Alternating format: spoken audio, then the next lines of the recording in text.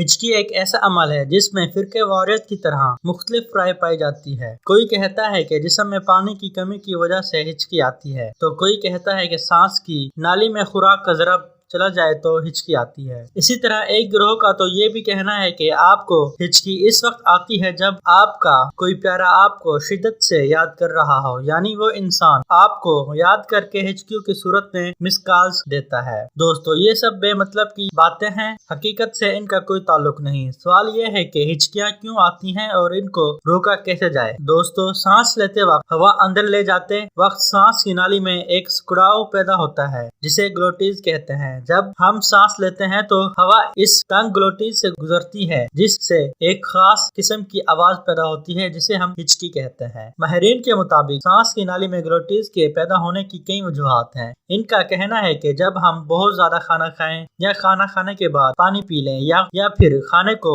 اچھی طرح سے نہ چبائیں تو ہچکیاں آنا شروع ہو جاتی ہیں۔ شاید اسی لیے حکیم لقمان نے کہا تھا کہ کھانا کھانے کے بعد پیاس لگنے کی صورت میں زہر تو پی لیا جائے لیکن پانی نہ پیا جائے، کیونکہ اس سے بہت سی خطرناک بیماریاں جنم لیتی ہیں۔ اب بات کرتے ہیں طبی امداد پر۔ ہچکی بند کرنے کے لیے اپنی سانس روکنے کی بجائے اپنے کان کی لو کے نیچے نرم حصے کو مسلنا شروع کر دیں۔ چند منٹوں میں ہچکیاں بند ہو جائیں گی۔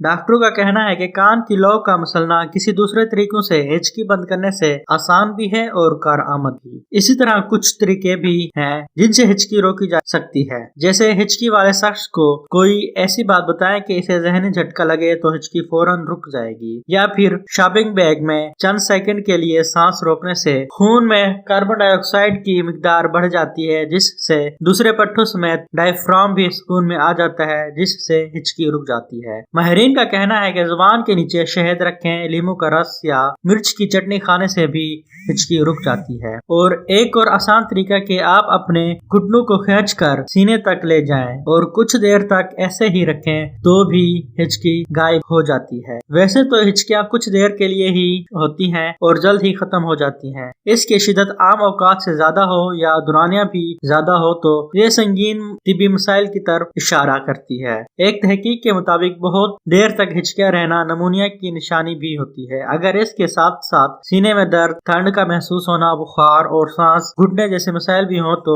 یہ نمونیا کی نشانی ہے۔ کیونکہ پھیپھڑوں کے انفیکشن کے باعث ہچکیاں عام معمول سے زیادہ آتی ہیں۔ ایک تحقیق کے مطابق اکثر ذہنی طور پر شدید تناؤ کا شکار ہونے پر ہچکیاں لگ جاتی ہیں۔ ایسا ہونے پر آپ کو ورزش یا کسی سے بات کرنی چاہیے۔ اگر آپ کے گردے خراب ہوں اور آپ کو معلوم نہیں ہے اور اکثر ہچکیوں کی شکایت رہتی ہے تو یہ اس بات کی علامت بھی ہو سکتی ہے کہ آپ کے گردے خراب ہو رہے ہیں۔ یہ ہچکیاں ہڈیوں میں درد، سانس میں غیر معمولی ہوں اور مسل کھینچنے کے ساتھ ہوں تو فوری ڈاکٹر سے رجوع کریں۔